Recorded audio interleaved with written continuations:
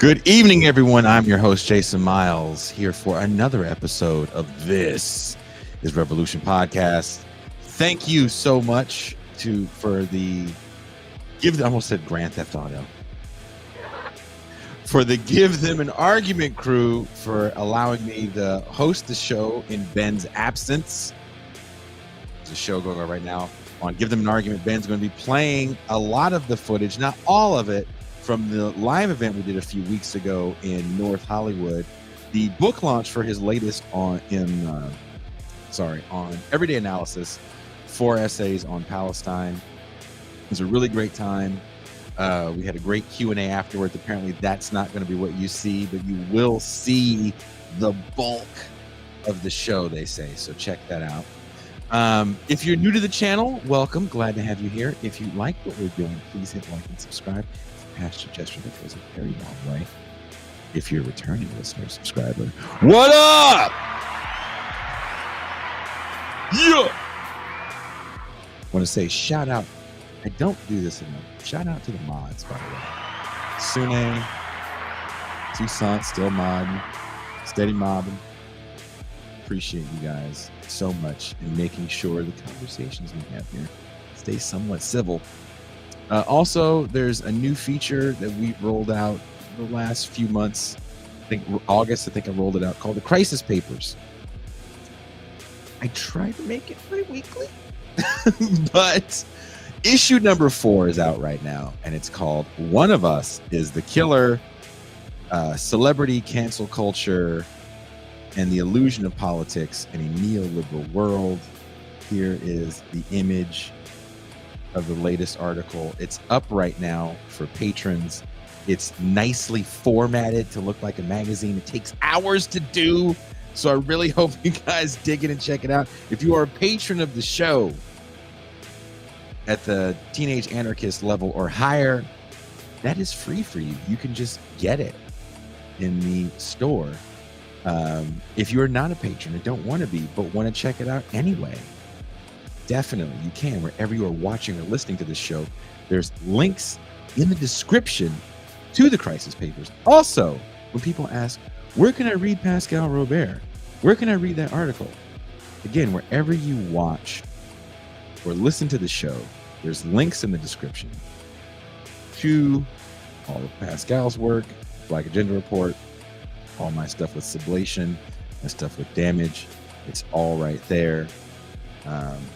So now we got that out of the way. Let's get to the topic at hand, which is this election. Are you guys fired up for the election? Have you guys voted? Are you mail-in people?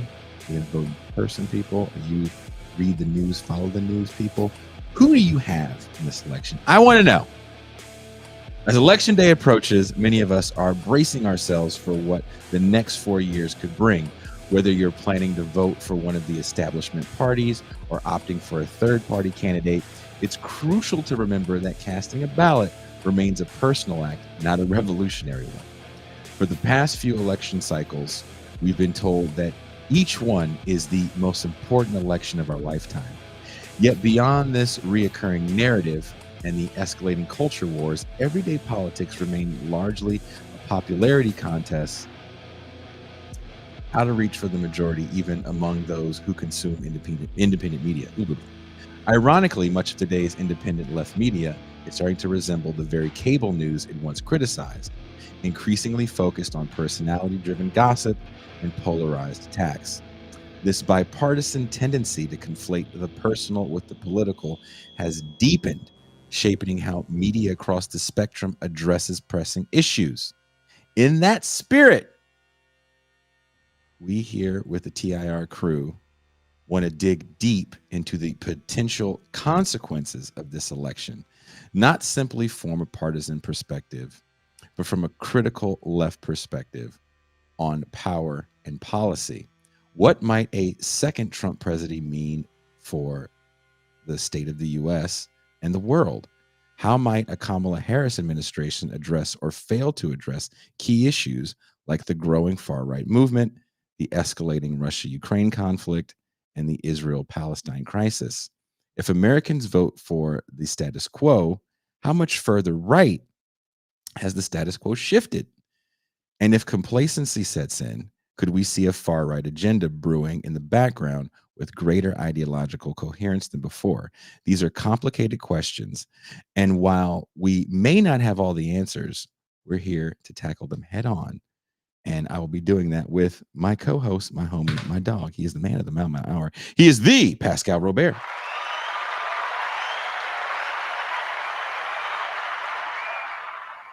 Peace and greetings to the chat. Peace and greetings to the audience. Peace and greetings, Jason Miles. What's up, man? You feeling good? Yes. Uh-oh, did you have pre-workout again? Just a warning, Pascal has had pre-workout. Also coming all the way live from the great state of Utah. I hope it's not snowing. Please welcome DerekVN. Hello. What up? What up, Mr. Clean Shaven? Yeah, I just want to advertise that DerekVN was an excellent guest on my last Mau Mau Hour. Please go check it out. We had some phenomenal conversation. Yeah. You had good comments too. There wasn't any hate comments. So take that, Derek. Yeah. That's a rarity when I open my mouth.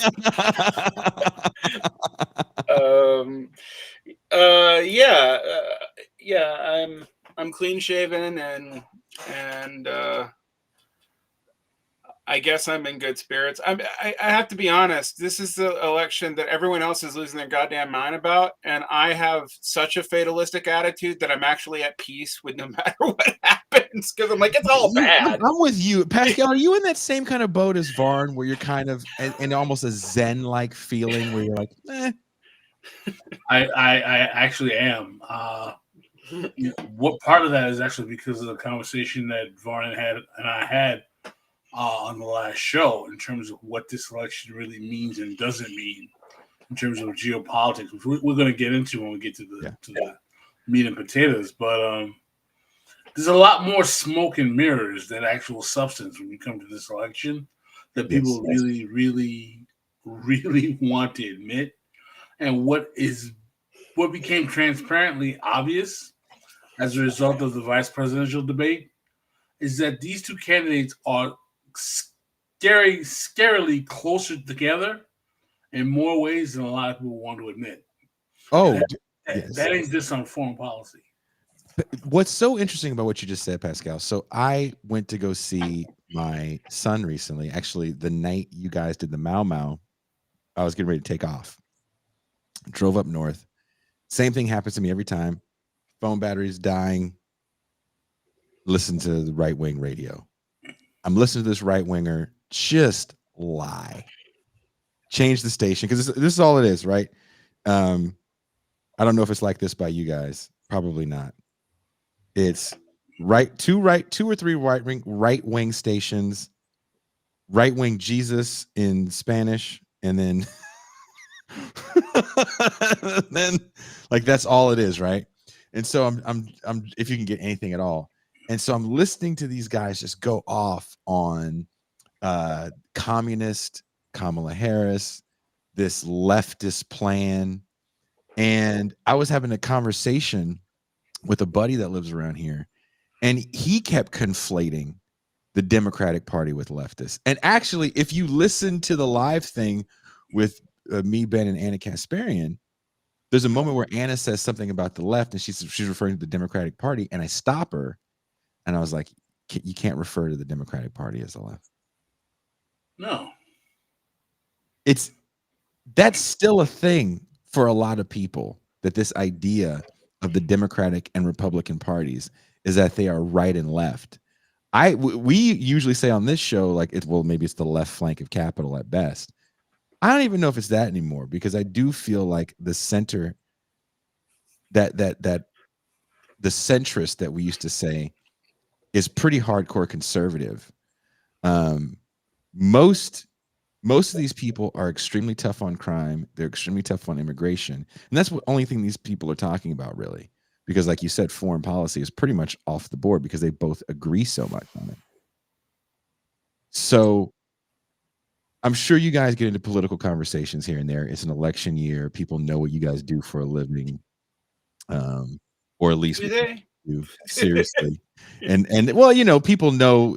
I feel very comfortable, diddly diddly dee, that people around you know that you have an opinion politically. They may not know exactly where you sit.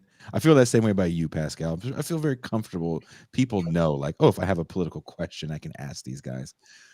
Do you see that same conflation when you have these non super lefty show conversations, like regular cats in your world or your family? Do they make that same conflation? I mean, the left of the Democratic Party. I would Yeah. say that, like, I live in Utah, right? And I live in Gomorrah in Utah. So You mean that literally, not figuratively, right? yeah, I know.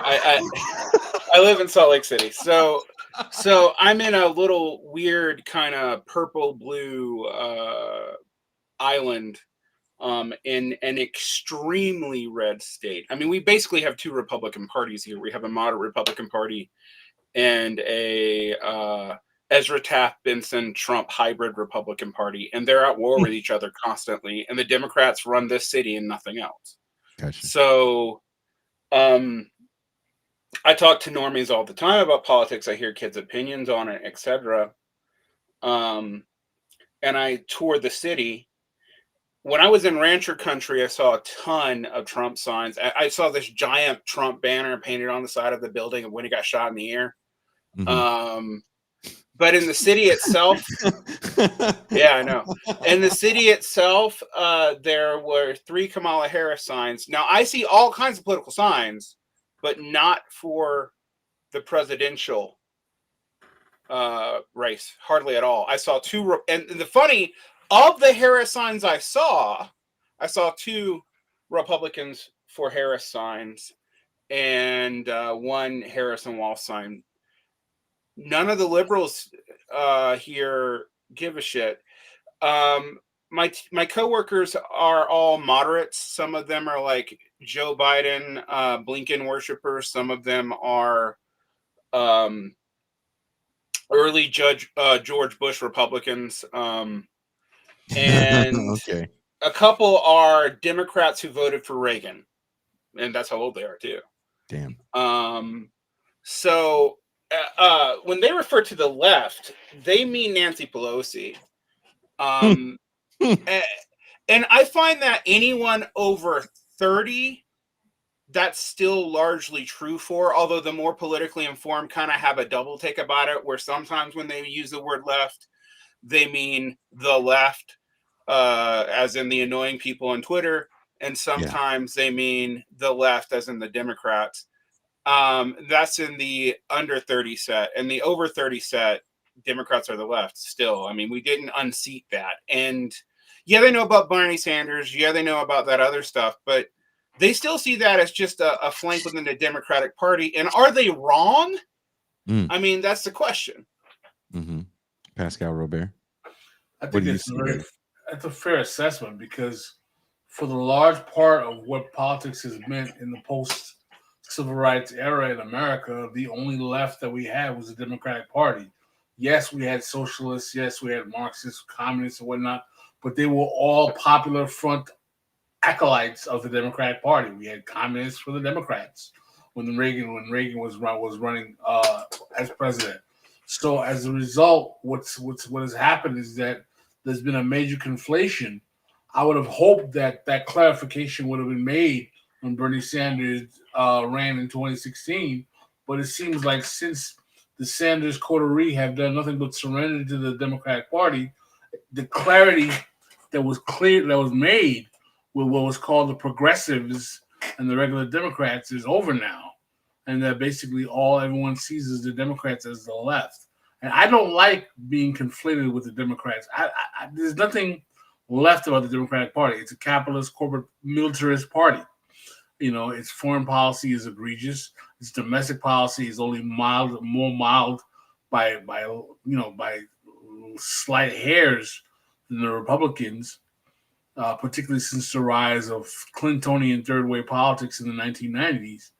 So it's it's important for me anyway that we make those distinctions. But I don't know how much that's happening when so much of that left is adhering around the Democratic Party. Yeah. Well, let me ask you guys a question, and this isn't just to my good friends on the screen. This is also to all of you guys in the chat and comments. I want to see what you guys have to say about this as well. What could a Trump win mean domestically and internationally? In a second term, what shifts could we see in U.S. policy, especially regarding immigration, healthcare, and labor? How might a Trump administration approach foreign policy, particularly regarding conflicts in Ukraine and Israel, Palestine? Would it exacerbate tensions, or would it really aim for a strategic withdrawal? Derek, you want to start off? Sure, I can start it off. I'm also going to channel good Dr. Cuba here a little bit because I've read his analysis of this election. I am less certain than him on a couple of things, but I mostly agree with it. Domestically, we're going to see part of Project 2025, but not the policy part. The policy part is a bait and switch to get like the wish list of every crank conservative group in the country back on board in this demagogic plan.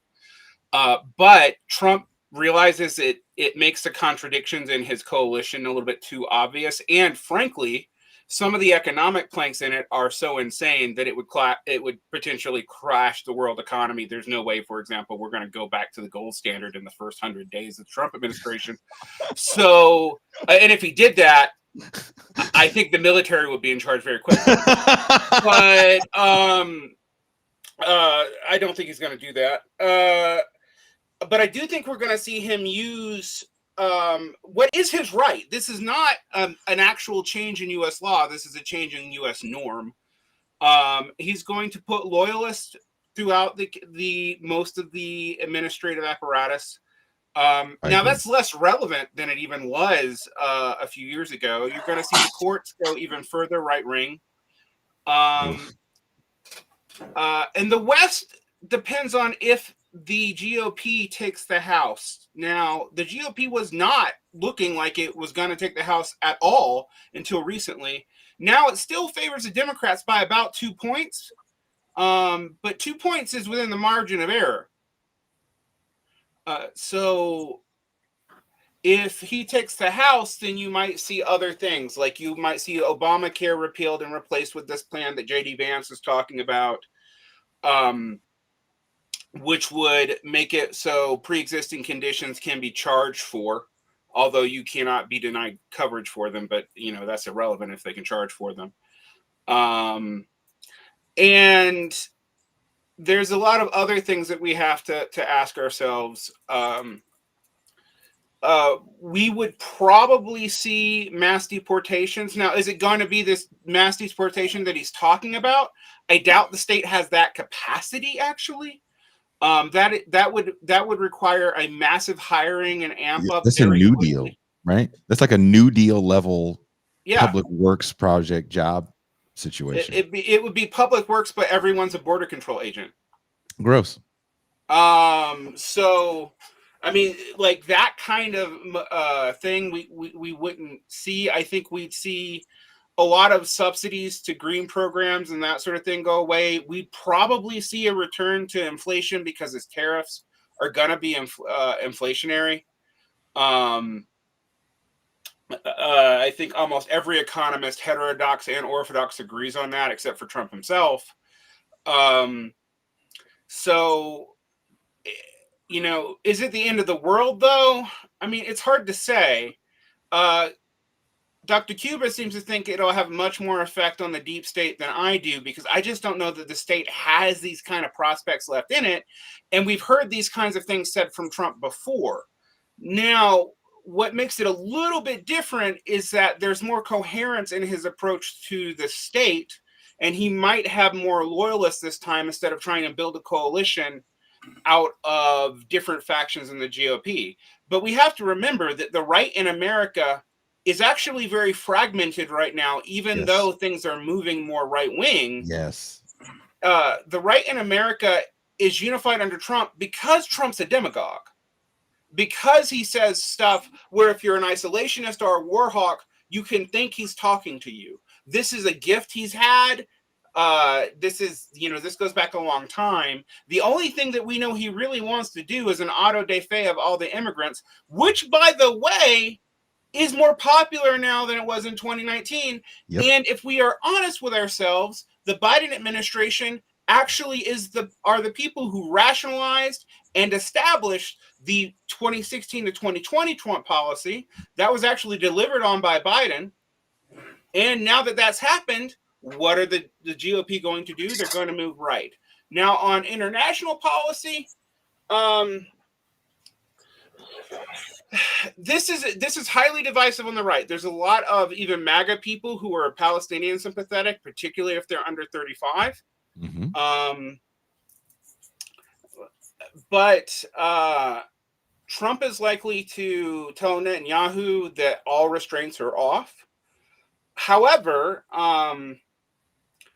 we don't know what he's going to do with Iran. An outright war with Iran would probably be a disaster for everybody, and I think even Trump knows that.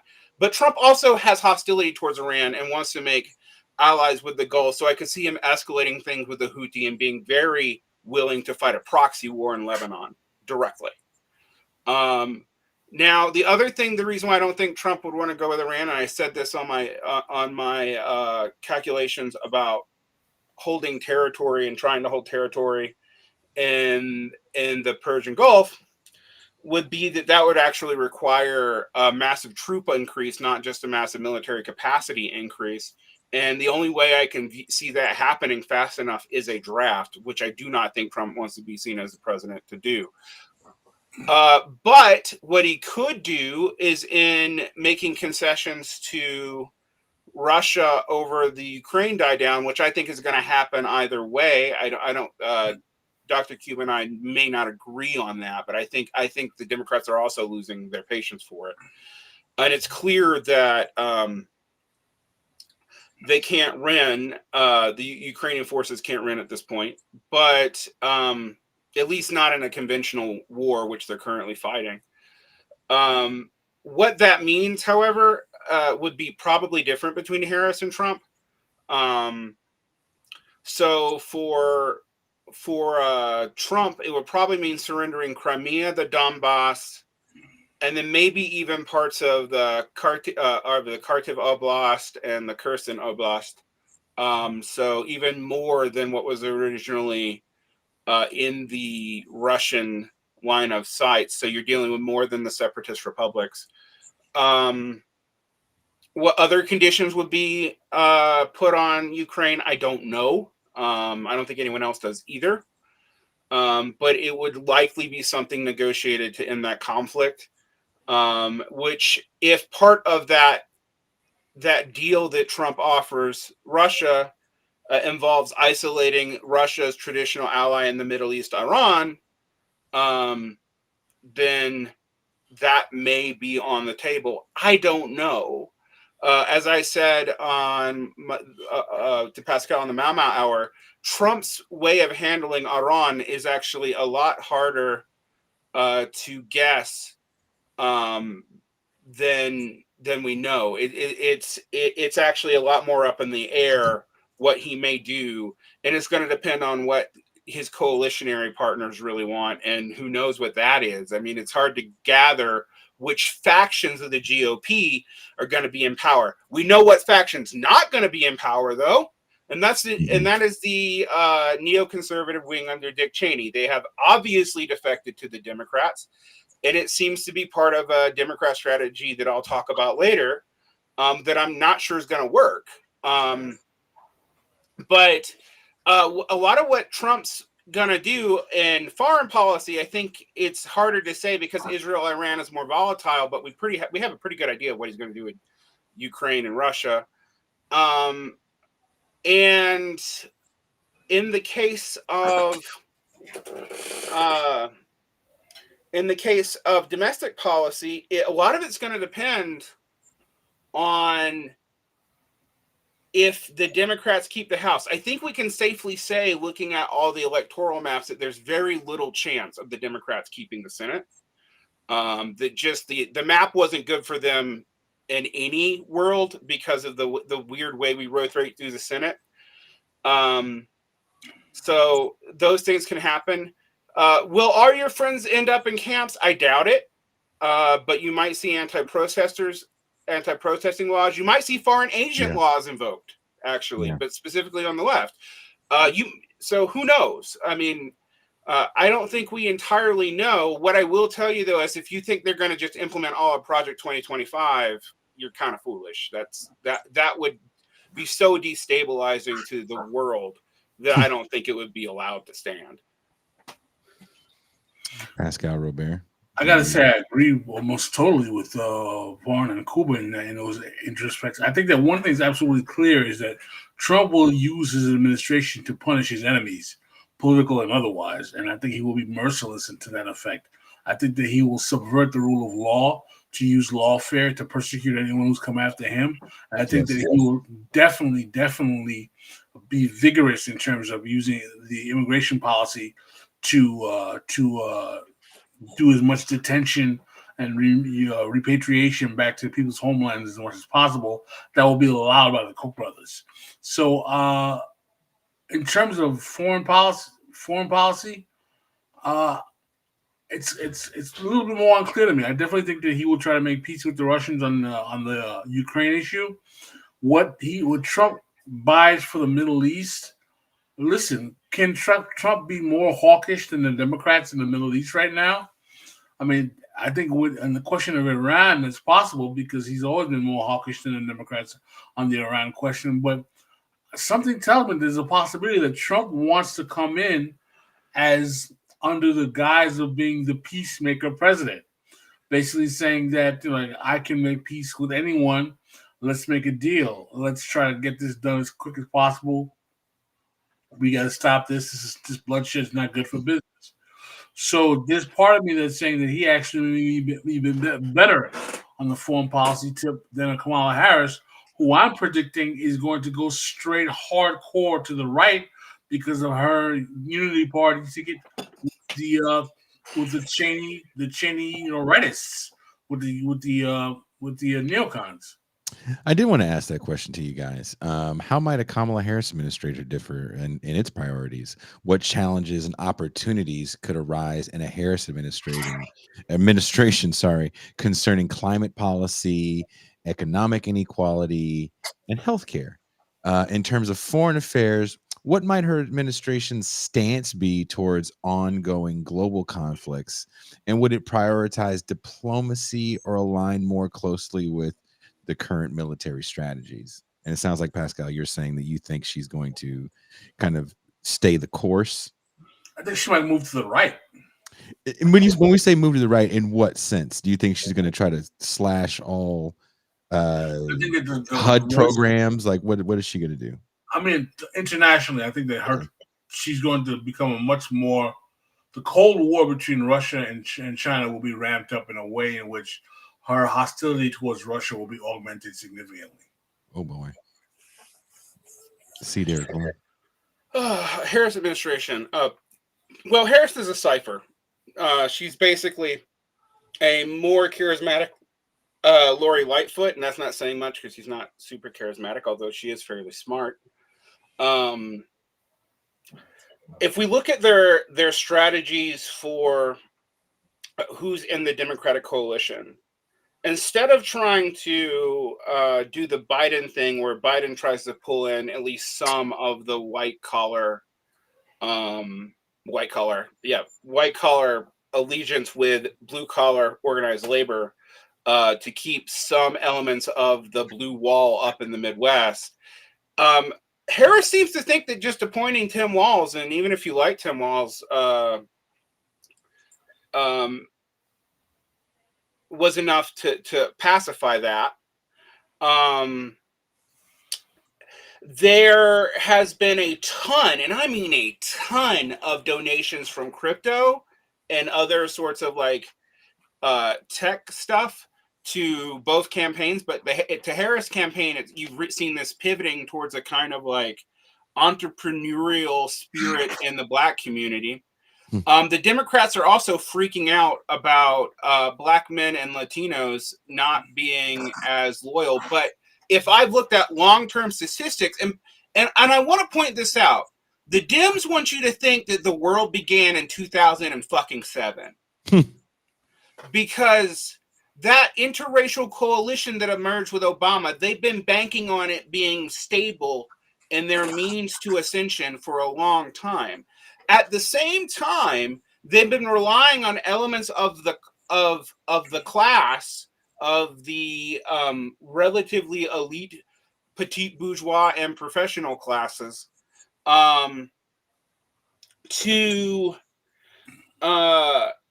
appeal more and more to the only growth demographic that they had in 2020, which is college-educated white men.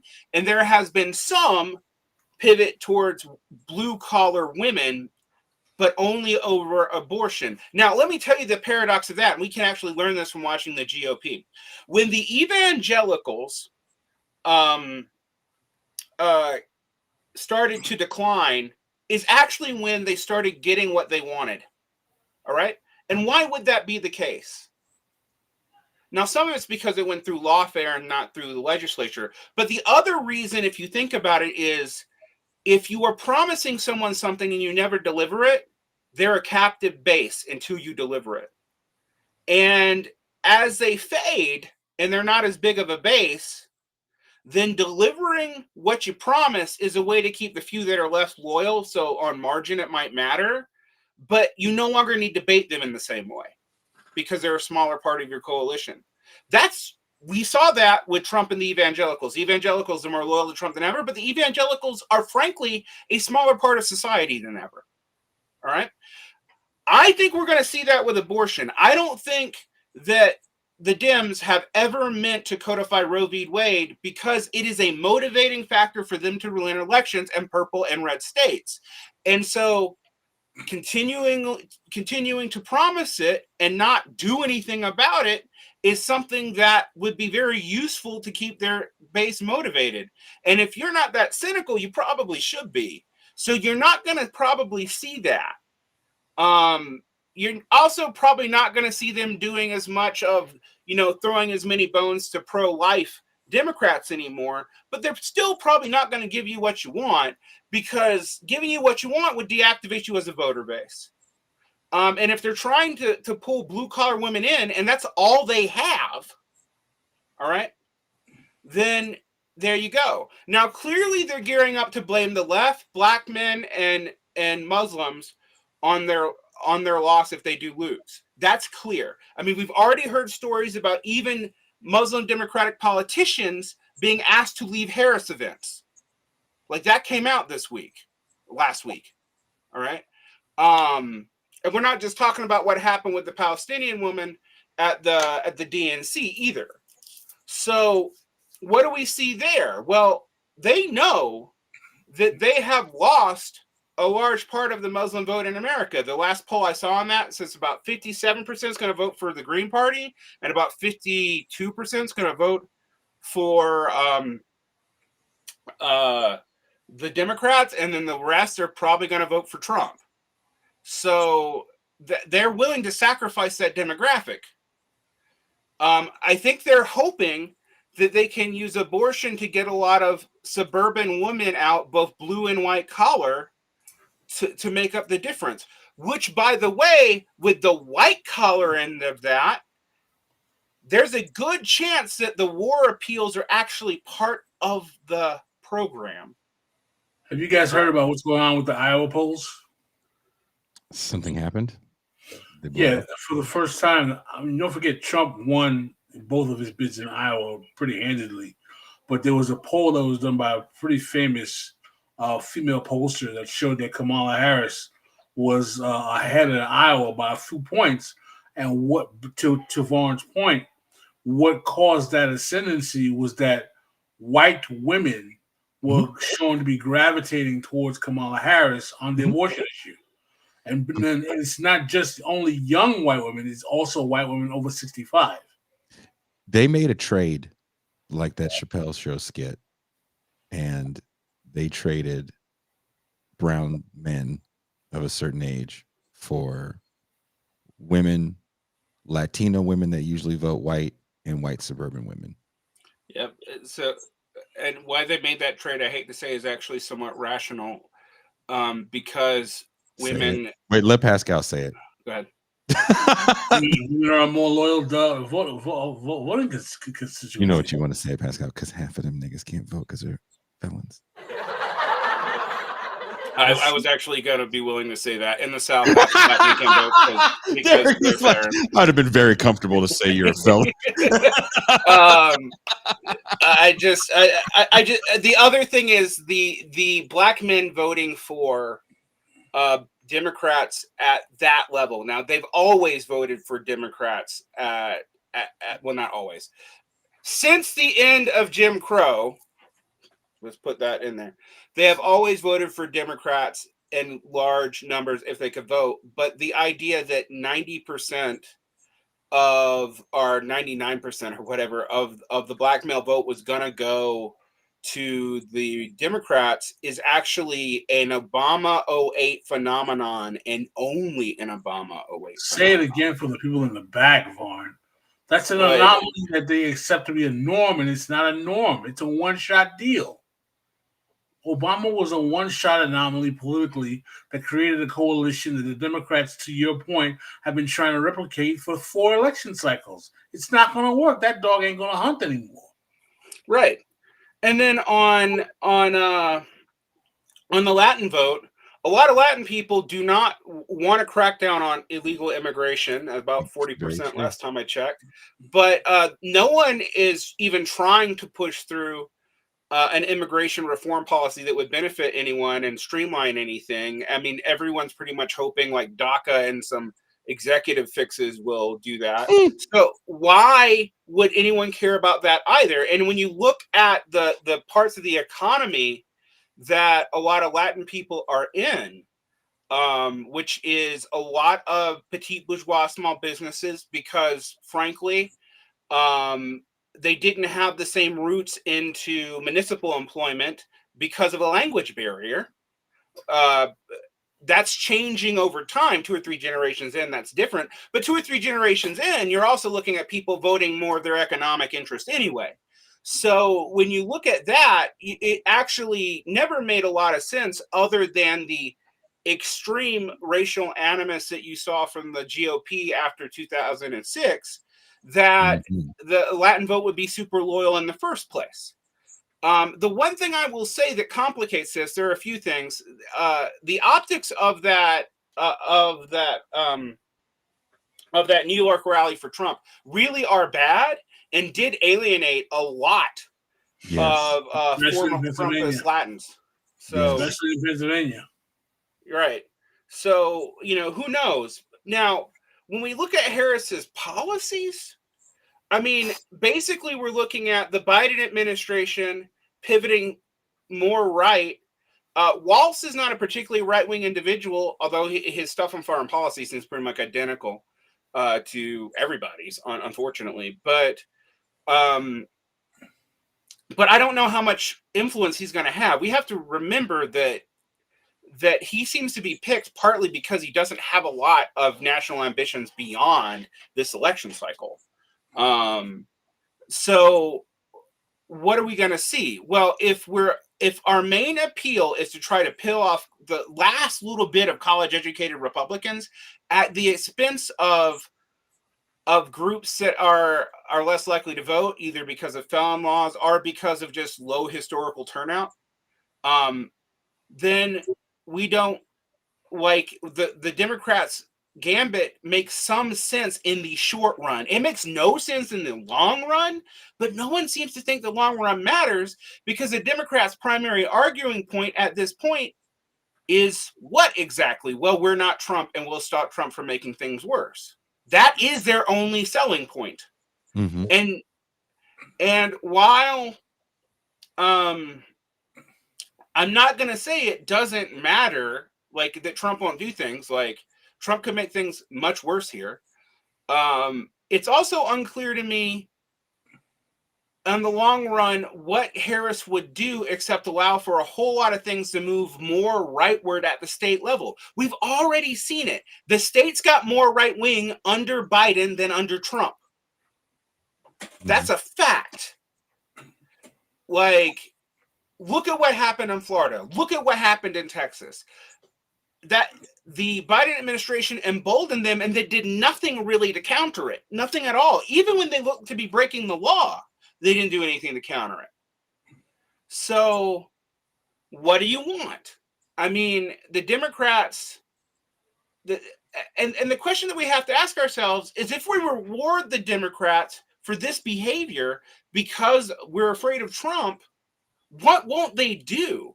Because the funny thing about polarization in America, and I hear it all the time, we're so polarized, is the policy narrowing is almost as narrow as it was in the 90s, and yet the rhetoric is hugely different. Now, if you get the more radical vision from Trump, and Trump's second administration is not a repeat of his first, then maybe there are some substantive differences, but we can look at the platforms and we can see that in both the Democratic Party platform and the Republican Party platform, most specific policy agendas were removed. So in the Democratic Party platform, opposition to the death penalty was removed. In the Republican Party platform, there was a total softening of the Second Amendment language and removals of all specific gun policies. So we know that both parties are getting vaguer and more vibes-based. And if we're honest with ourselves, when we ask people who do they think is going to win, they pretty much, what we're learning is their vibes. None of us know. This is a race that is within 2% of each other. It's within our margin of error. If I had to guess, off of the Electoral College. It may be Trump, although again, certain events in the last 24 hours tie that up, and there will be lawfare from both sides on this.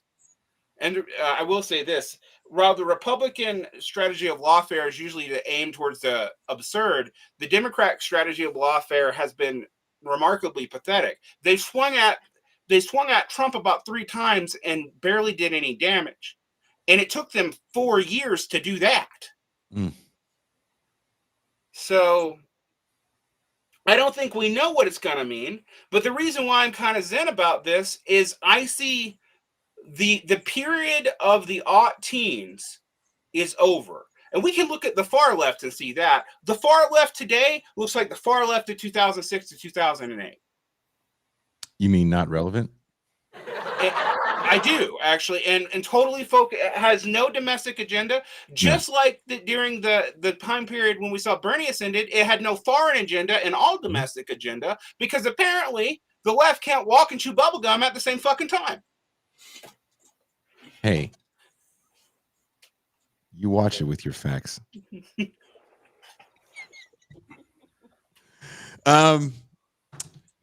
Pascal, DerekVN, what do you guys say to people that feel, and someone mentioned this in the comments, and I want to get your guys' opinion on this. They're frustrated with the Democrats. And I actually saw this on the show last night. We were talking about, I think the show title was called "There's a Problem with Working Class Men" with Ryan Zagraff. There seems to be this approach. I find it really funny, where you're going to punish the party you don't like with your vote, right? Like, I'm not voting for the Democrats. I'm going to vote for Trump because Kamala Harris sucks. Democrats don't do anything for me. Democrats suck. So I'm going, or you go, I'm going to vote for the Green Party or whatever. I don't care. It doesn't matter as much as people think. Have we kind of fooled ourselves into thinking that the vote is the ultimate power that we have, which is a reason why people don't really understand the idea of organizing workers' movements? Yes, it's been exalted into the ultimate definition of political activity when it's actually the most base level of political activity. It's literally the least you can do.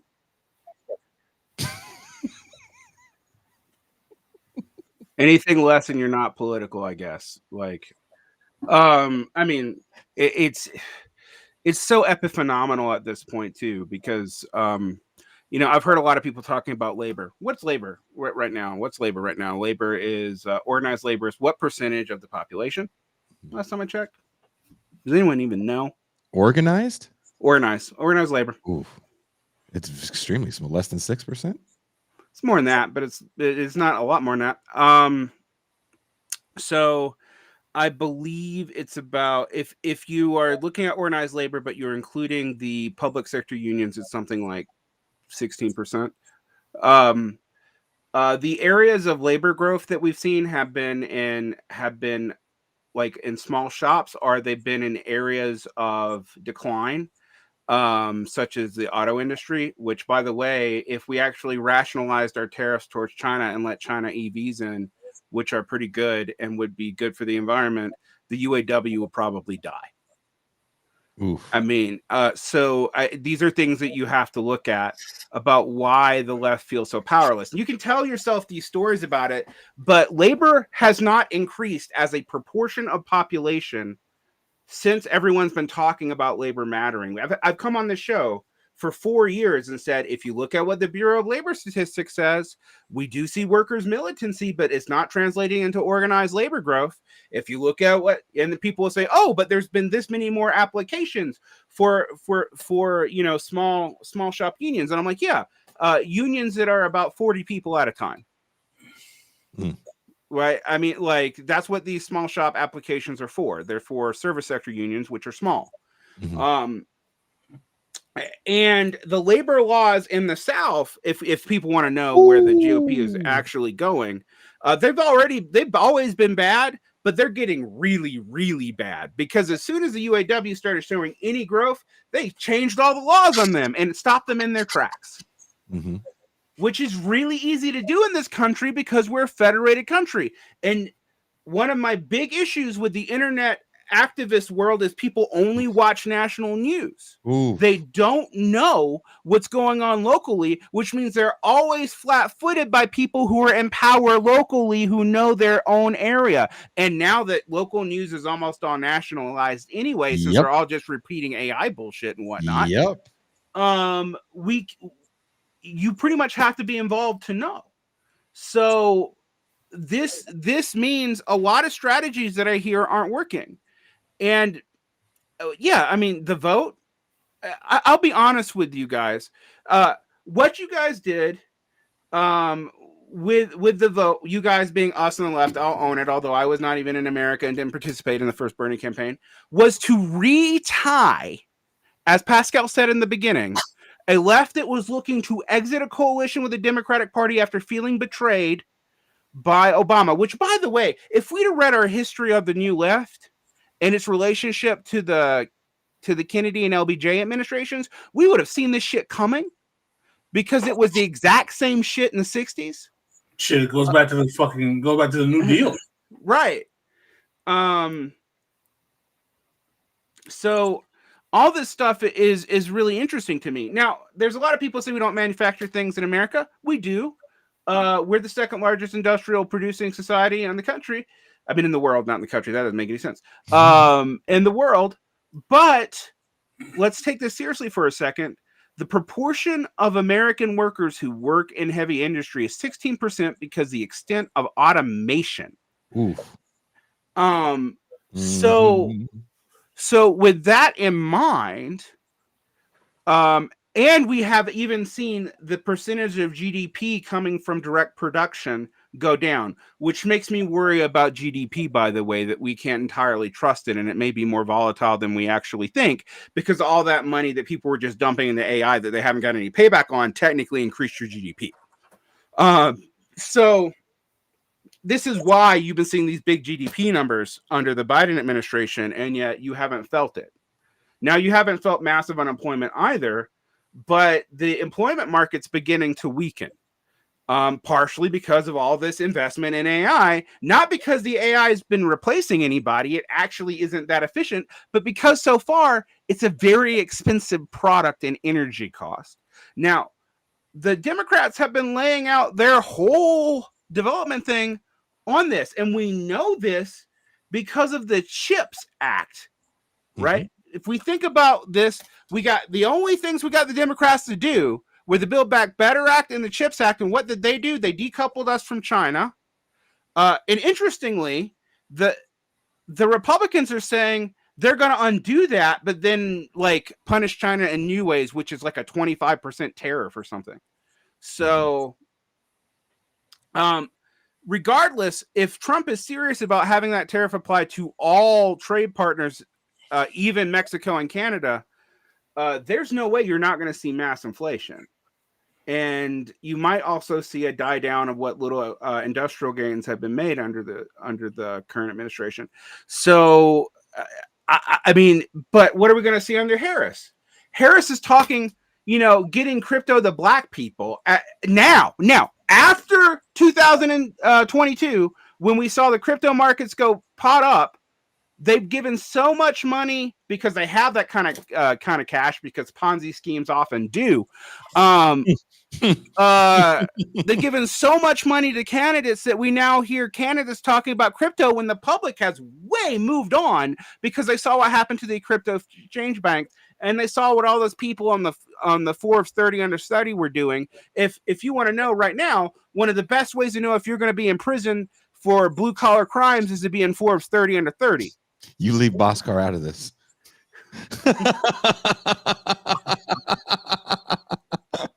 He didn't do anything to deserve that. Pascal, I'm just enjoying Derek Varn's sermon right now. I felt like getting up in church and shouting. I often do. All his Southern came out right there too.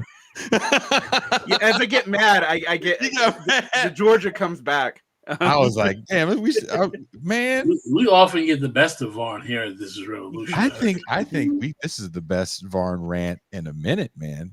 I watched a good portion of your show. He was good, but he got the what's going on? He got the Holy Ghost going on, Varn? Is that what's going on? It's me being very mad that, I mean, like, look, when I think about it, the Democrats have made the second most unpopular president in modern American history since we track these things going back to like Truman. All right. They have made that president into more of a cult status than he already was. And even though he has 9 points of unfavorables in all polls, and Walz and Harris have like one unfavorable, and Walz has actually got favorable rankings. That it still looks like the Dems are going to lose, because what did they learn from all this time period? They learned we need to reverse all this primary stuff that we did after 68, which, let's go, that's not as democratic as we think it is anyway, but they really want to get their base under control. They don't want a GOP base. They want us all good and compliant. And we might accept an AOC because we can buy her out eventually, but we don't want any Rashida Tlaib's and Ilhan Omar's. And can we admit for a second, and I hate to break your sermon for a minute, but seriously, can we say that with all the media attention that the quote unquote squad got, because it is kind of a media creation, those women of color, because that wasn't all the freshmen. Right? Yeah, it was, and he just picked the women of color, right? Because Katie Porter was left out of the squad. But anyway, it's interesting to see which one was the black one again? What was her name? Michelle? Cori Bush or no, the original ball handle one. Oh, the OG squad. Alyssa. We didn't name all the black names. Michelle, Kendra. One from Boston. Yeah, LaRonda. What? The real ineffective one. What is her name? Lashanda. The one from Boston. I know you're talking about. I haven't heard anything about her. Rashida Tlaib. Ayanna Pressley. Thank you. Jesus, I feel like such a horrible misogynist racist, but oh well. Seeing what happened to Cori Bush and Jamal Bowman for not even being that radical. No, but they weren't particularly good retail politicians either. And Cori Bush actually alienated her own labor movement, which was a bad idea. By during the Build Back Better and infrastructure bills, wanting a carbon tax, even if there was no offset for working class people, which is part of what alienated her from her labor base. Now, of course, AIPAC wanted to make sure that whoever came in there was going to be way more loyal. But and Cori Bush actually may have won that without AIPAC's influence. Bowman lost pretty bad, though. I mean, I remember I occasionally go in and watch DSA Twitter because I hate myself.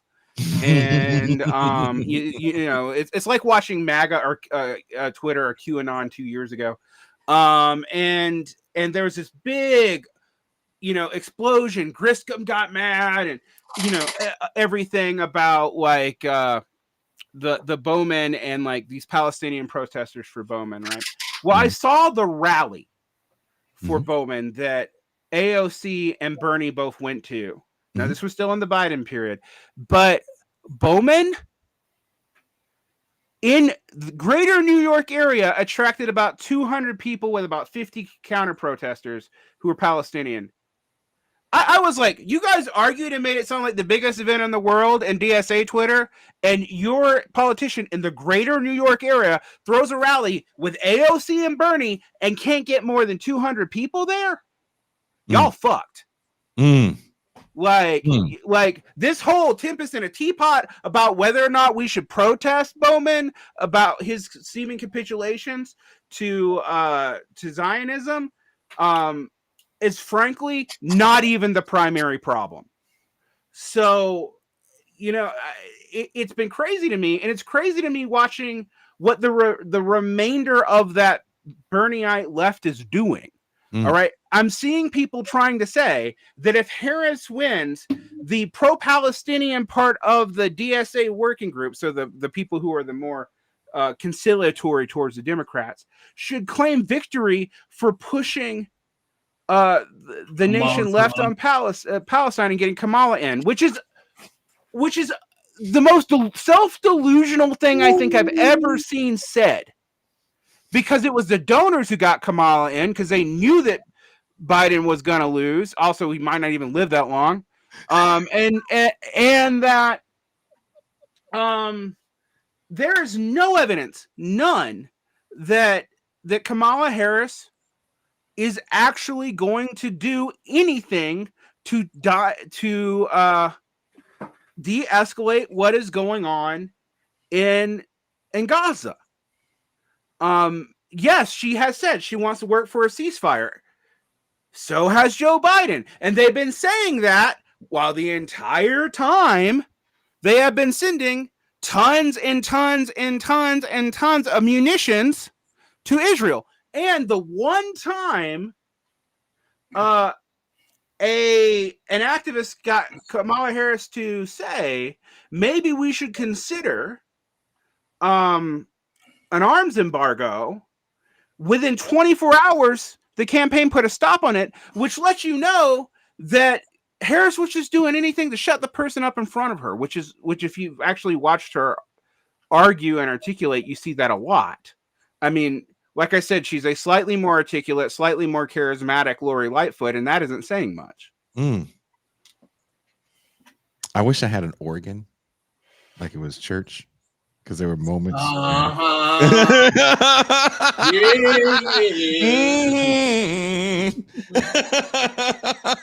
Vaughn is preaching. Preaching. This is what happens when Pascal has pre-workout and Varn's girl makes grits.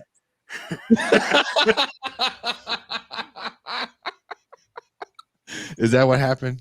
This morning, he woke up and he was like, "Oh, you made breakfast? Oh my God, you made grits."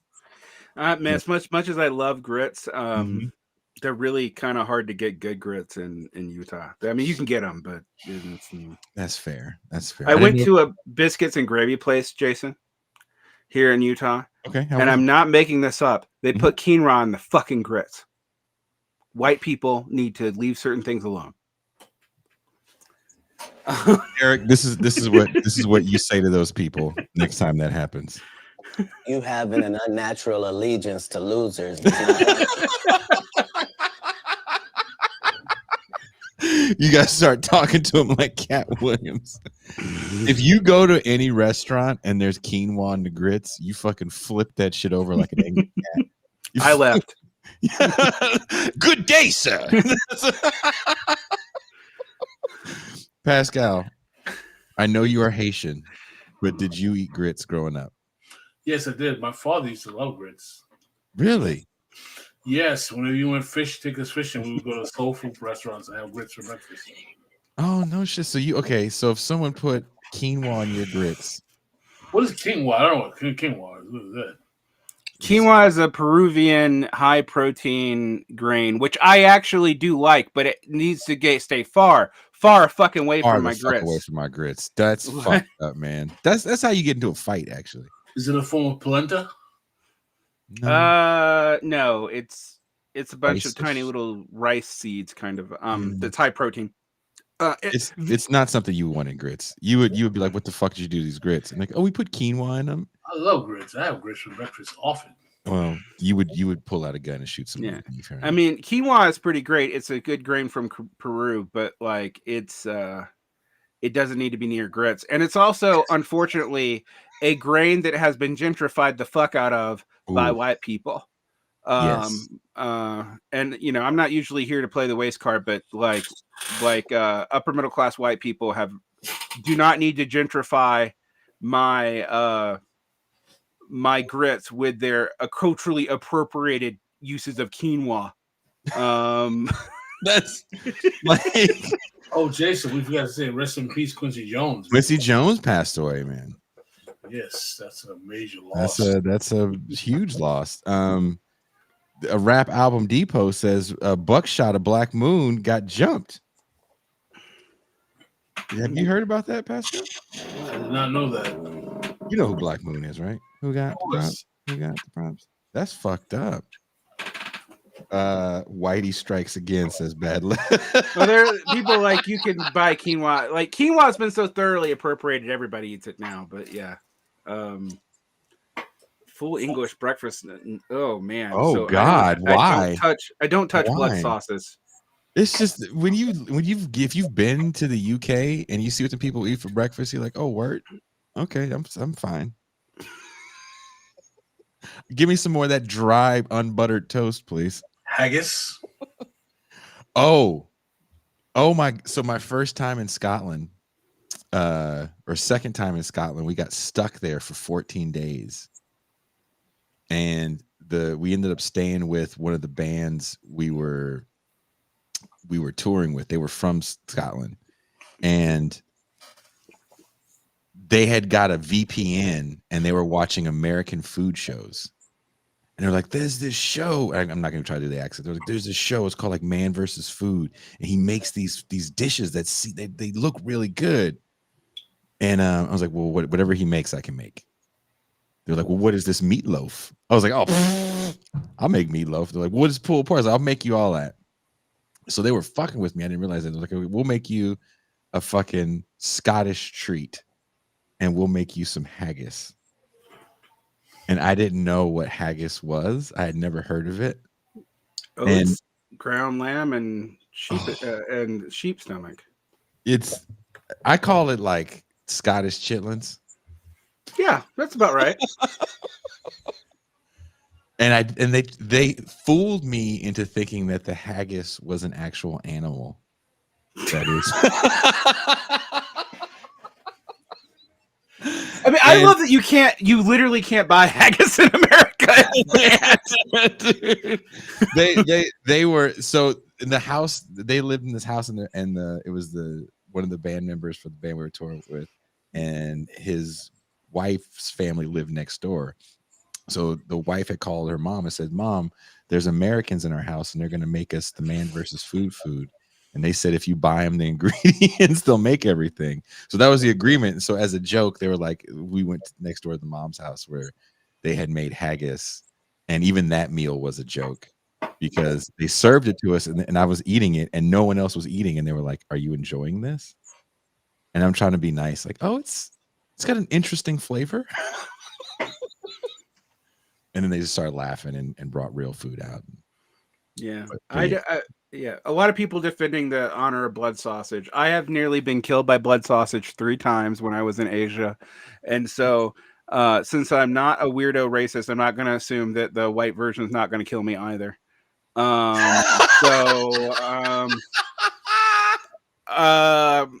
that's why I don't eat blood sauce. I've heard people some people say that the taste of scabs is great and we call them cannibals or vampires. You don't make. Blood sausage isn't made from human blood, Jason. It's made from pig blood usually. But although in some ways, I wouldn't trust. Look, if a hot goth chick is handing me a blood sausage, that didn't sound right. You need it. That didn't sound right at all. But yes, I would not eat it because I'd be like, "You're a vampire," and walk away. Yeah. I was going to defend the honor of tripa because I like menudo, but I also don't eat pork. So,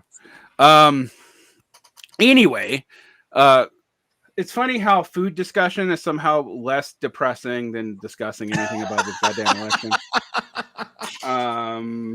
It should be depressing. You know what's more depressing than the political discussion? The fact the motherfucker put quinoa in the grits. Well, that's what pretty bad. Protest. Yeah. What is that? There's like this old SNL sketch from the 80s, and it's like turkey and high C.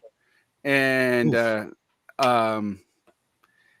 so that's what I think of when I think of quinoa and grits. I'm like turkey and high C. Did you watch the SNL skit that they did recently? I don't watch SNL at all.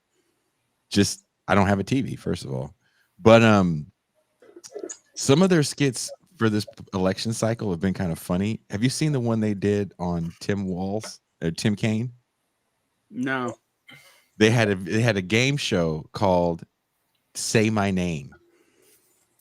And it was a woman and a man. And the man is supposed to be like this like fucking king liberal man. He's an ally to all women. And you got to vote against Trump. You got to vote for Kamala because she's the only thing that can save us. So the first few questions were like real simple questions, right? And he was winning like $5. And the guy goes, okay, this is the bit. And the guy was bragging about how he was down with Hillary and he's just such a fucking great lib. So literally Tim Kaine walks out.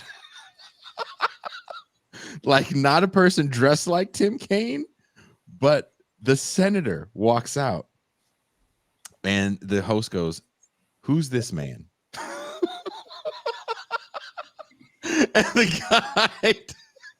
And the guy can't name him. And so he goes, I'll give you a hint. He has the same first name as the current vice president candidate for the Democrats. And the guy was like, Tim Nollins? And so Tim Kaine goes, my name is Tim Kaine. Tim fucking Kaine, right? And he walks out. They ask the guy the next question. He goes, okay, we'll make it up for you. And he starts talking about how he was so down for BLM and all this other shit and all lives matter and yada, yada, yada. And he goes, out of all the black people that were killed in 2020, can you name one? The guy yells out, George Floyd. He goes, besides George Floyd. And the dude can't do it. And he goes, oh, what about Tamika Nollins? And then he goes, no one named Tamika New Orleans got killed. And so then they bring Tim Kaine back out. And they go, what's this guy's name? And the guy goes, ooh. And then Tim Kaine runs up on him and goes, literally, I was just here 90 seconds ago. You don't fucking know my name still. And then they go, and then they said, the guy says his name wrong again. And he goes, you got it wrong. That's Tim Scott. He's like, Tim Scott. And then Tim Kaine loses his shit because he's like, I'm Tim Kaine. But yeah, check out that fucking SNL bit. I couldn't stop laughing because I was like, this is so everyone I see on social media right now. Hillary Clinton's pro-life VP candidate, and they wonder why she lost. Yeah. Well, I am wondering if, like, as much as I don't hate Tim Walz, as much as I hate most Democrats, although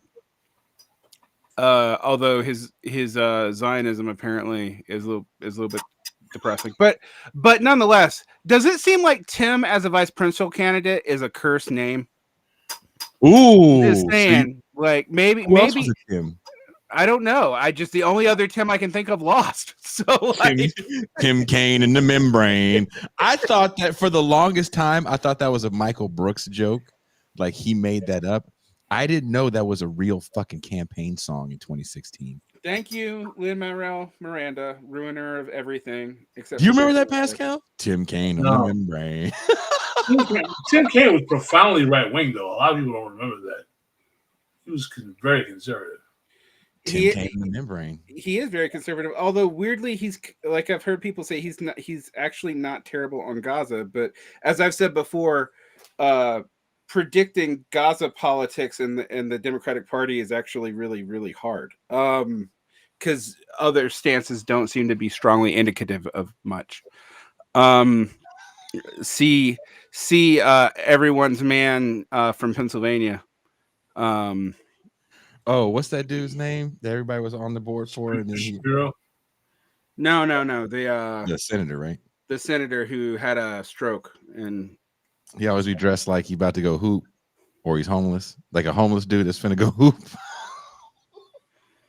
A homeless Buddha. I can literally see his face. And he about to drop 30 on you. Yeah, and now I can't remember his name because I need to. Oh, what is that guy's name? You know what we're talking about, Pascal. Everybody was like, "Oh, he's the left candidate," but a few people that actually were in Pennsylvania was like, "He's Fetterman." Fetterman, that's his name. Yeah, Stroke Fetterman. Guys, thank you, commenters. It was Fetterman. They called him Stroke Fetterman.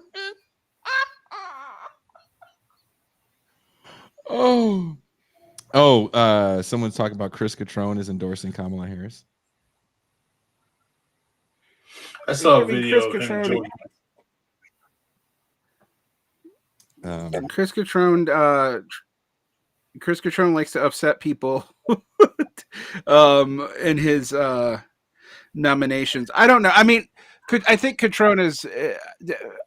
I have a question, actually, to tie it back to the thing of the show, maybe to be sad for a little while. Are we going to see Trump derangement system part 2, or is everyone too exhausted for that? Like, I really don't know. You know, one part of Kamala's campaign, which I think is interesting, is this is the end. Once we win, he's over. And there's a reality to that because just the man's really old, first of all. And he does seem to be kind of having a bit of a cognitive decline as well. He's also going to be up for sentencing on the 26th. I mean, you really think anything's going to happen? I have no idea. Probably not, but who knows? I mean,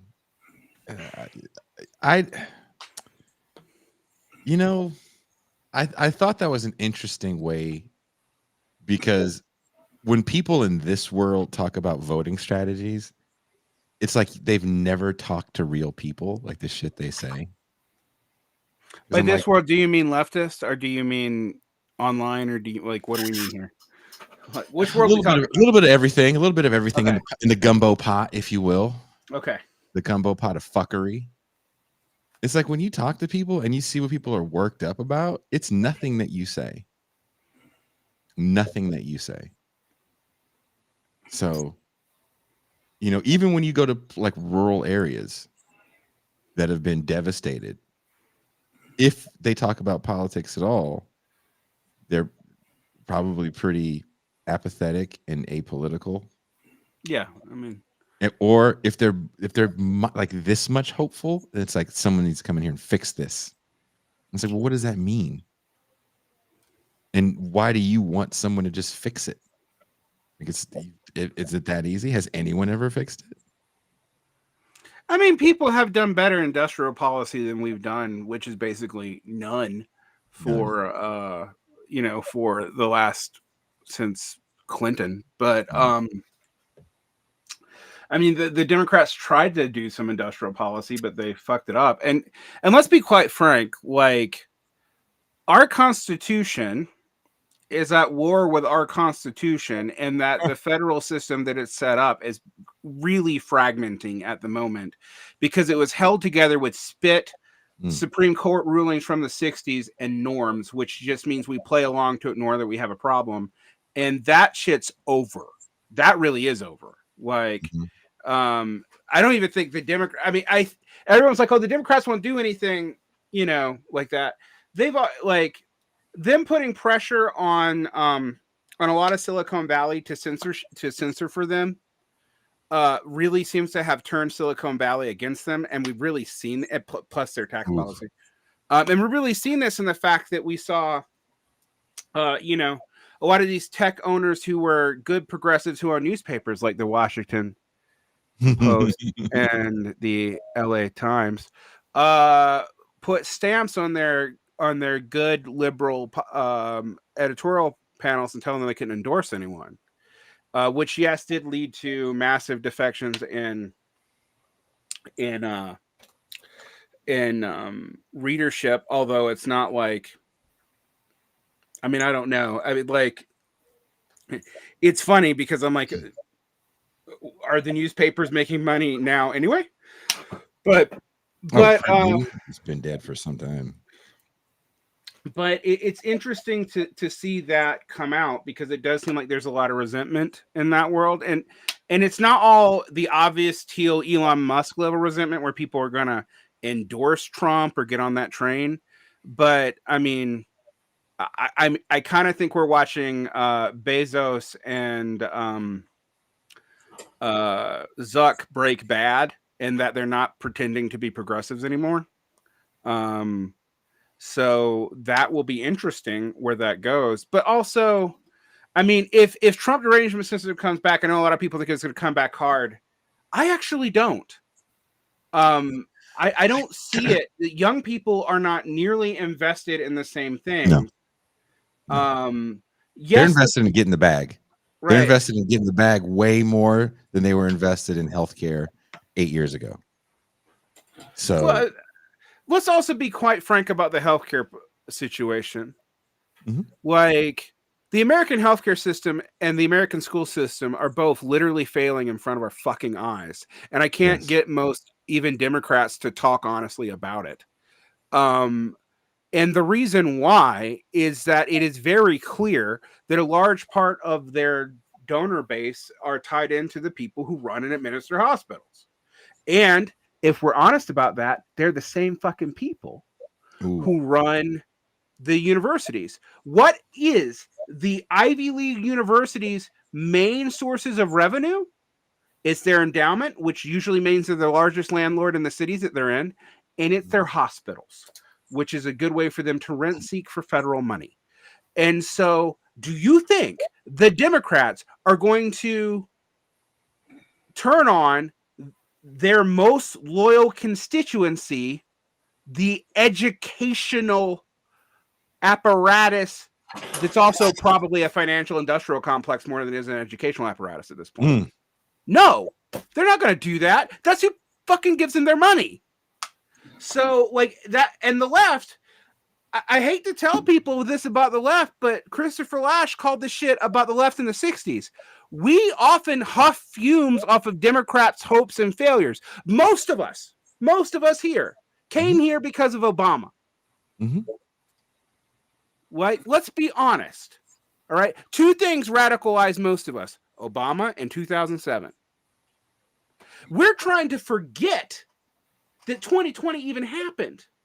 You write a book about BLM right now, no one's going to buy it. No one gives a fuck. No one gives a fuck about Me Too.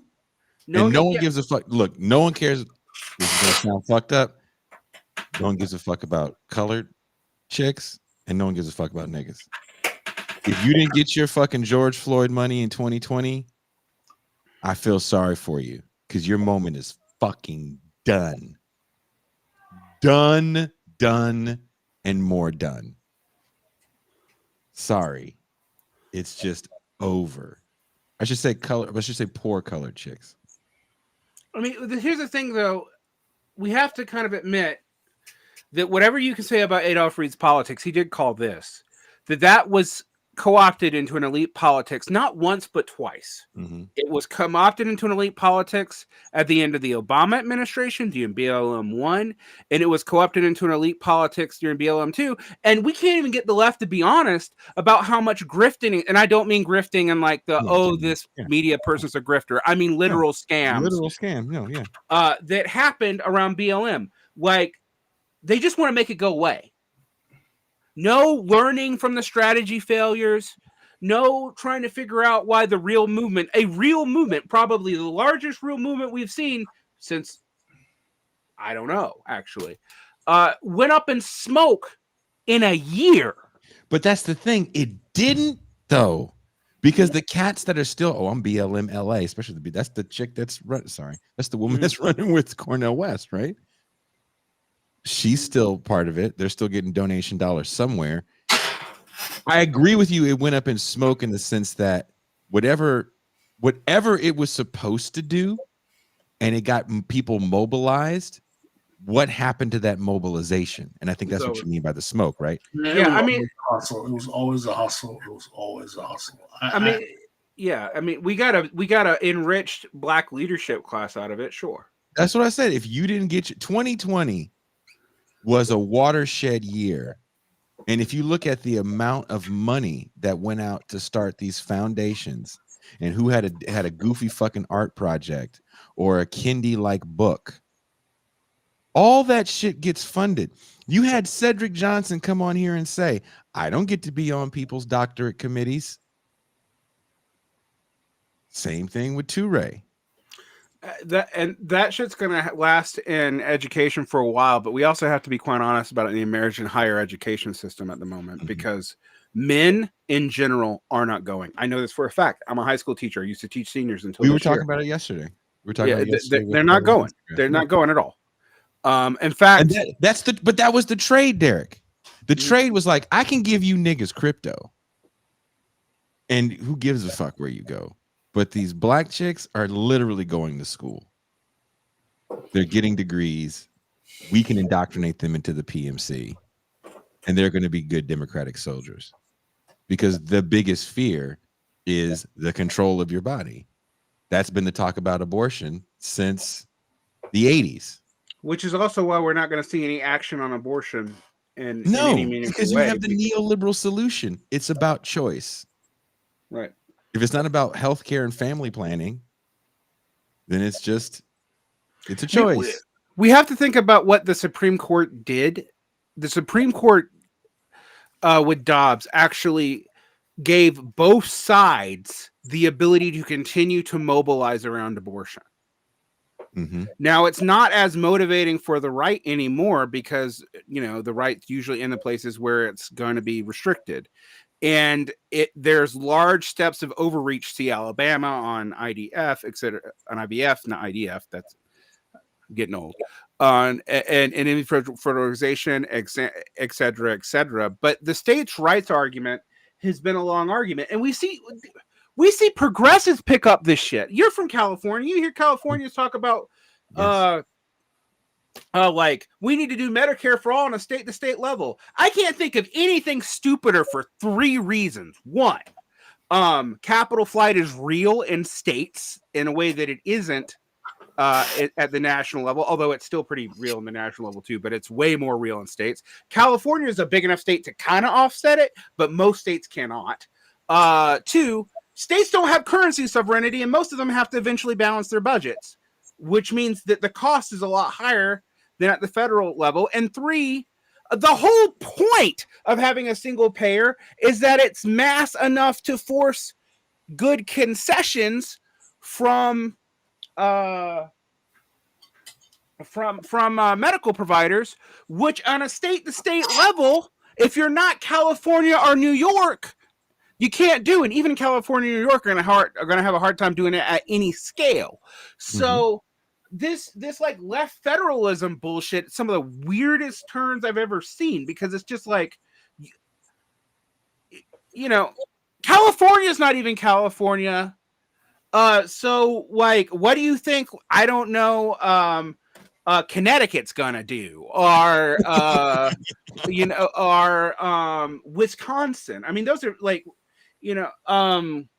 so it's just, these things are crazy to me. But in 2021, we were having city councils literally talk about give millions of dollars of reparations to individual Black people in like the Bay Area, which we all knew wasn't going to happen. But the fact that they would even play at that shit was But what happened? discrediting. We talked about that, right? That was on the text thread that we have, Pascal.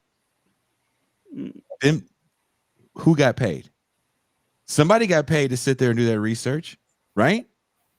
When you sit around here and go, white supremacy, white supremacy, white supremacy, white supremacy, and you start writing books about white supremacy, white supremacy, white supremacy, white supremacy, guess what you fucking fuck around and get?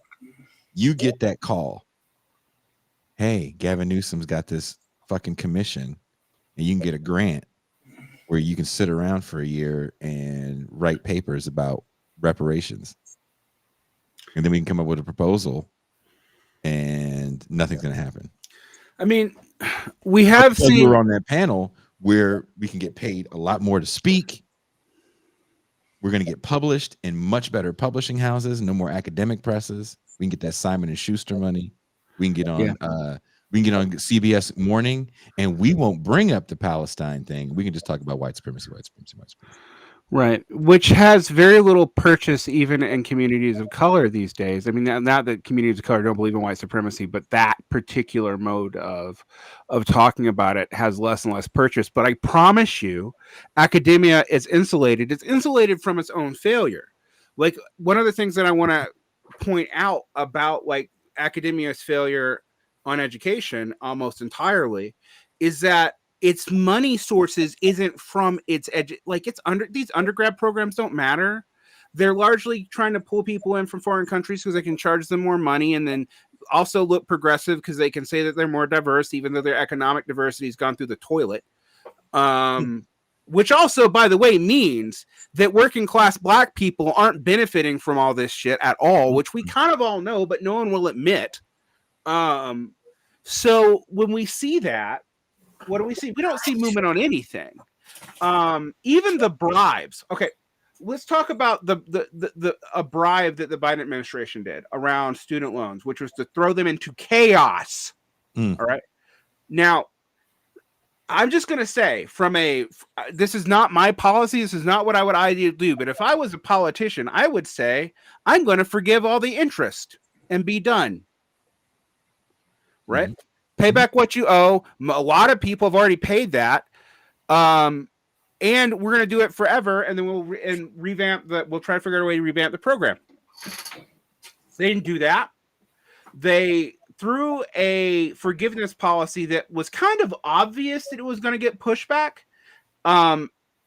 And particularly because there are these state-sponsored, federalized private corporations created by states like Pennsylvania and Missouri to oversee student loans, which also became the ones that the federal government relied to administer its student loan program off of its 2007 reforms after they were all neoliberalized in the 2000s, which also, by the way, tied a lot of people up in some weird knots. I was one of them. And now you have all these laws that are court decisions that are just tying these things up forever. So no one knows even what their payments are.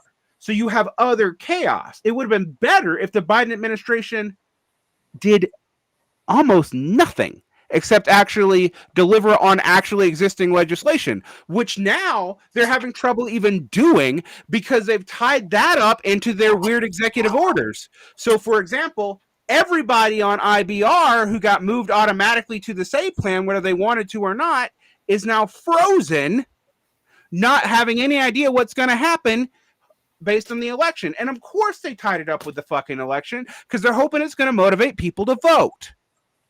Right? This is turning every single part of American life into some way of hoping to get you to vote with no solution on offer ever, even where there are fairly easy and obvious ones. Like, we're not even in neoliberalism in the same way anymore. Neoliberalism was way more fucking coherent than this. This is all the bad of neoliberalism, but with random government shit going on all the time because it doesn't seem clear that there's enough natural profit rates. I mean, there's plenty of profits, but how many of these people had to like suck on the government tit for 20 years to get them? All the tech things did. I mean, most of those tech things weren't profitable for the first 15 years. So they survived off of government contracts, and off of those government contracts making venture capital look appealing. They got nothing. And what has the left done?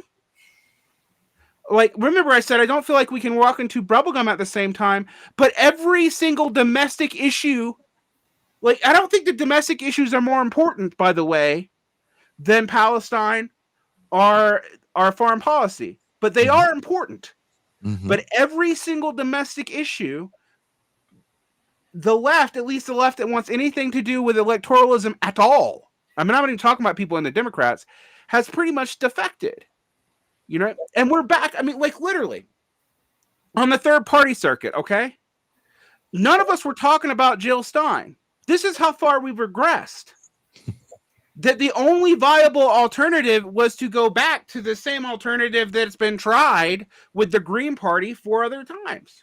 Because the Green Party does look like it might be able to eke out 5%. Maybe. Although I'd like to tell you, even if the stats on everything is correct about the Muslim vote, you're still only looking at 3 or 4% there.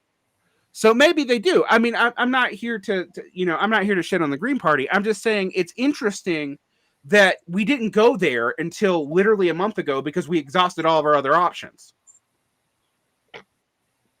Like, that's where we're at. Everybody, a year ago, people were trying, maybe the left should go for RFK. Maybe they should go for Cornel West. No, we're back to replaying the past. We're trying to literally forget most of the team. We're not just trying to forget the lead up in the pandemic in 2020. We're trying to forget like the last 10 years. Well, that's what I was saying about that idea of like your revolutionary action is going to be your vote, and people feeling very what's the word I'm looking for? It's almost, what do you say? Satiated? I don't know if that's the word I'm looking for. There's this attitude, I'm going to vote for Cornel West. It's like, okay, that's cool. And then what? Like, really? And then what? Give a fuck? Yeah. And for those of people who think this is just an American problem, and I want to actually put emphasis on this, de-democratization has also played a role where all around the world, there is now an incumbent disadvantage because my brothers and whatever the fuck you are, you are not an island in your own country. And the larger trends are cutting in other directions. We're not the only country moving right at all. We're not the only country where everyone seems dissatisfied with establishment politicians and yet has no real alternative basis for them.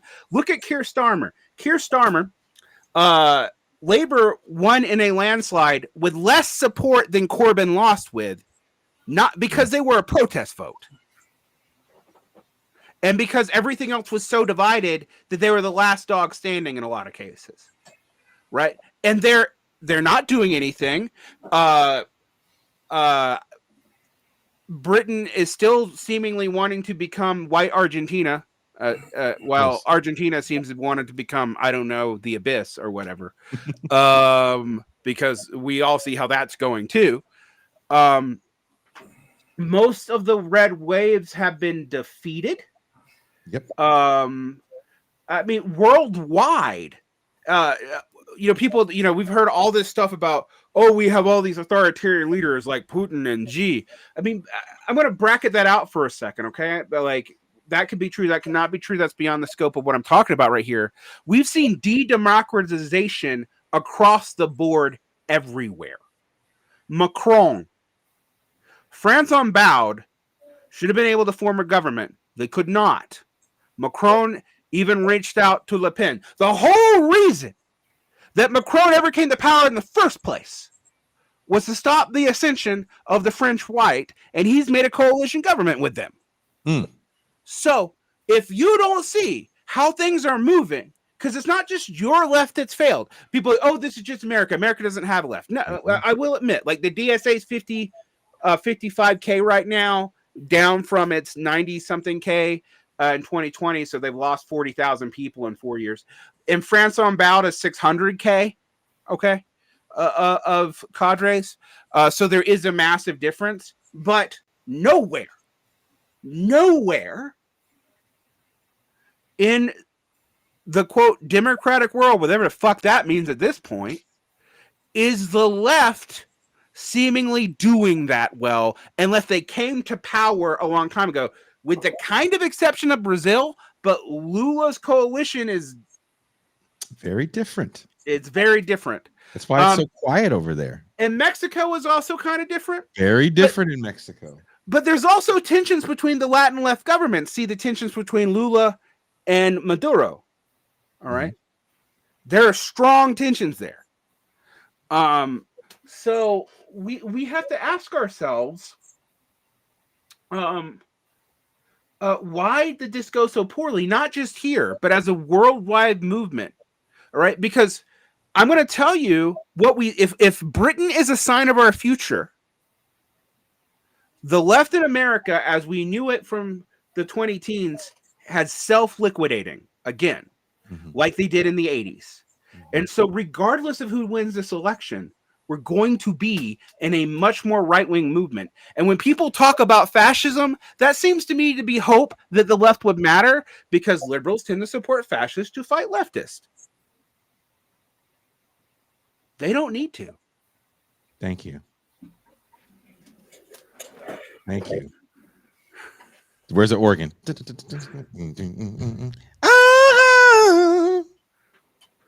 DerekVN. You made Pascal be quiet. I want to read you guys some of these comments that people have left. Let's see here. More tariffs on China, says M. Toussaint. I'm assuming she's saying that in her Donald Trump voice. Tony says foreign policy shift of Cold War 2.0 from Russia to China. If Trump wins, more escalation with Russia if Harris wins. Do you guys agree with that? I don't know. It's hard to see. Actually, one good question that I don't think anyone's asked is what the Democratic Party's policy is going to be on China. We kind of know what Trump's is, but Democrats have been almost as hostile this entire time.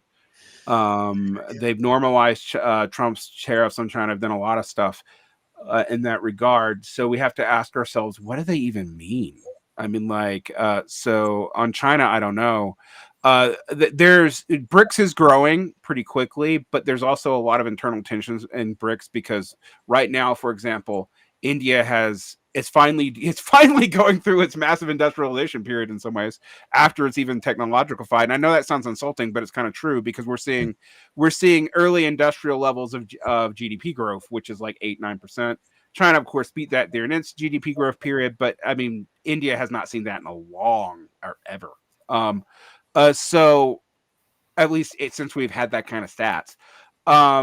So India's up and coming. There have been some normalizations of India-China border relations, but that's a volatile thing where what keeps India and China from really going at each other is Russia, because India has good relations with Russia. China does not have good relations with India. And the U.S. has been leveraging that as a way to leverage something within the BRICS coalition for a long time, and they're still doing it.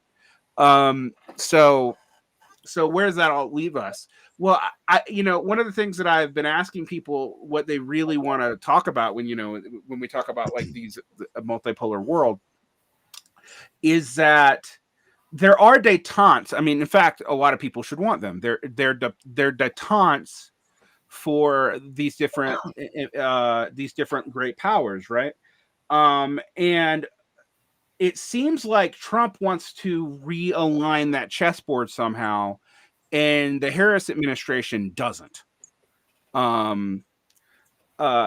if we take Trump to be channeling the spirit of Mearsheimer, which I don't know if we should or shouldn't because he's not been that consistent in the past, but maybe he is.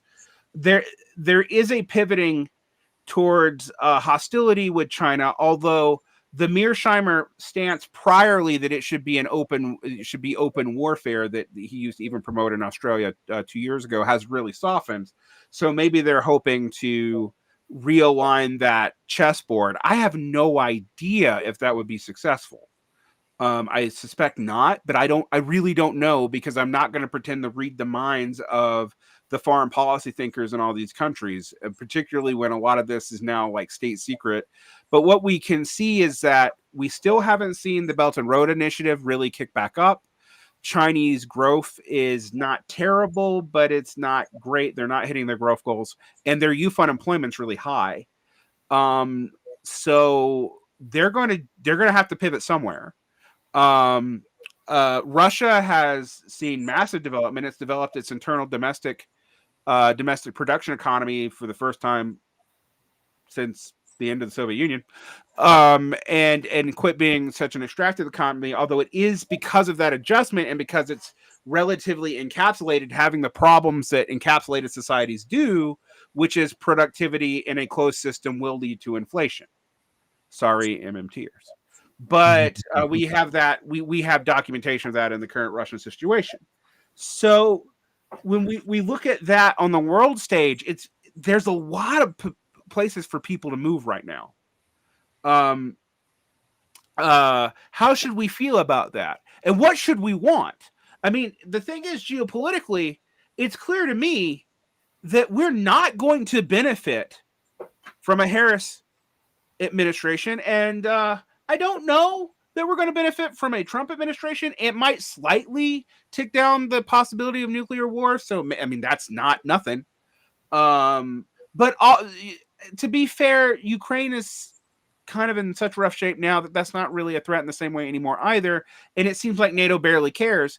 And people go, oh, well, will the other powers step in? I don't see a lot of evidence that France or Germany or Britain are really willing to risk the political capital they were even willing to risk 2 years ago. Mm-hmm. This stuff is not popular. Other, Poland's going to always be, Poland's going to be Poland. I wish Dr. Cuba was here to talk more about that. But, I don't see how any of this plays out in a peace direction. Although there is maybe more room there with Trump, but I don't know. But with Gaza, definitely, who knows? I don't think there's not a lot of places for anything to go. So, that's going to have to come from outside the United States, or it's just going to have to get too costly, or it's going to have, because the level of brutality isn't going to do it. Yeah. It's something else. Pascal got me pining for Ralph Nader, says PMC. Kushlik says, so literally there can be no good outcome. That's how I'd stack the cards as an evil angel trying to make it all awful as possible. Yeah, it feels that way. Kuba says, mostly agree with Kuba. Sweeter words have never been uttered. He doesn't get that a lot from me. Isaac says Trump doesn't want a war with Iran. With Iran. Sorry, I'm saying Iran. I don't know. I wish I thought that was true. I don't know. Prairie Fire says, might be speaking out of line, but as someone who works a physically demanding job, if they support Hispanics, there won't be a population of workers I'd consider my equal left. I'm an enigma. Okay. LPA Films. Yep, many black and brown voters want deportations outside of conservatives. That is very, very true. That migrant caravan was a strategic move, and we'll see if it bears fruit. Remember when Dems were trying to out Trump on immigration? That was fast. Nuri Yank, who always has good things to say. My issue with a lot of the leftists media is that they just ignore that this lesser of two evil voting has got us to this point, but still want to defend it by voter shaming and doing DNC propaganda.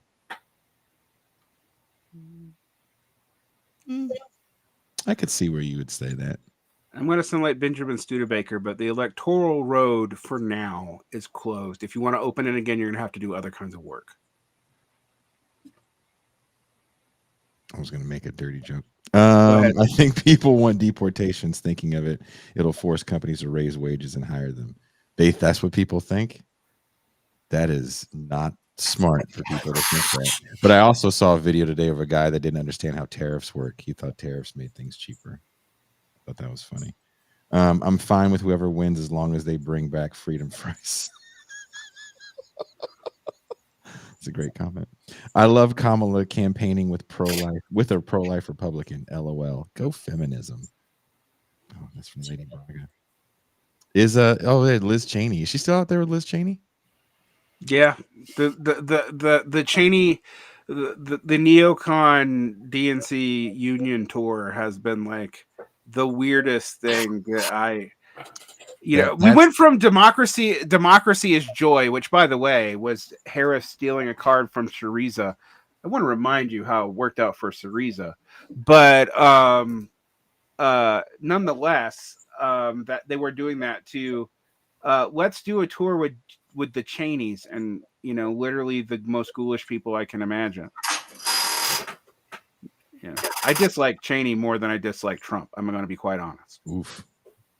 Personally, I think we might be at a 2008 level of farmer support for Democrats in the Midwest. I just don't think they're very vocal because farmers are outnumbered in the countryside 2-1 now. I can believe that. I did see some Kamala Harris signs on my drive up. Not many, but I did see a few. Okay, Harris means efficient, cold neoliberalism at home and neoconservatism abroad. The Democrats are the competent party of empire. Say it again for the people in the back. That's a good one. Pierre Mew Mew. That's a funny name. Obama destroyed the passion for something leftist in America. That emotion and passion to get out is gone. Not saying he was leftist, but he was sold as that. He was sold as that. He was not. I have a lot more passion now, but that's because I'm a lot more pissed off. That's fair. That's fair. And it would be a better show if I had an organ. So next time you come on, maybe I'll try to hook up the MIDI controller and get like an organ sound. So whenever you go off on a sermon, we can get Pascal shouting in the aisles. Bernie was what was pulling Democrats to the left. I'm surprised how fast that momentum dissipated right back to ID politics and neoliberalism now. That was intentional. By Bernie Sanders? To capitulate to the left because you didn't want to get tagged with aiding Trump. Yep. To capitulate to Democrats. Oh, okay. It wasn't like a conspiracy, but he did not want to get blamed for. He didn't want to be Ralph Nader. Ralph Nader or Jill Stein. He didn't want that on it. He didn't want that on his memory, so he capitulated. That's understandable to a degree, but I get it. Cuba says, when I was still in DC, the immigration or RFPs out were all looking for support to make the system harsher and more exploitive. Yep. It's pretty rough right now.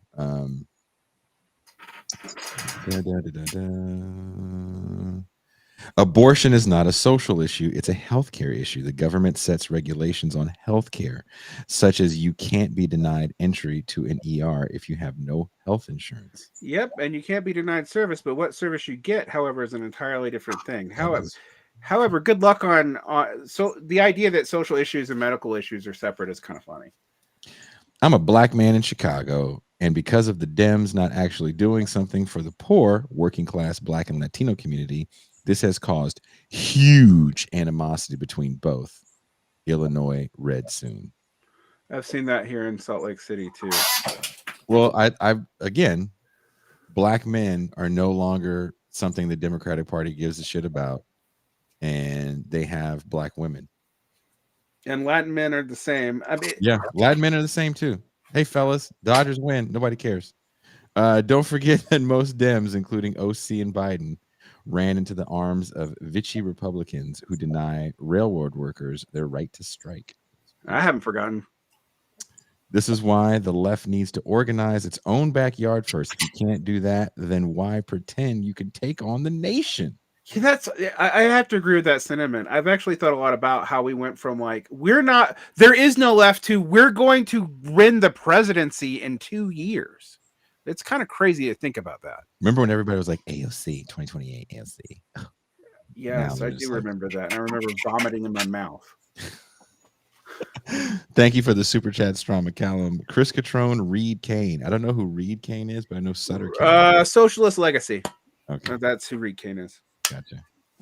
Chris Catrone, Sutter Kane, and tell Chris Catrone I said that, and I bet you. In fact, I think I'm appearing on a post-election show, which will be my last appearance on one of these shows for a while. With Catrone?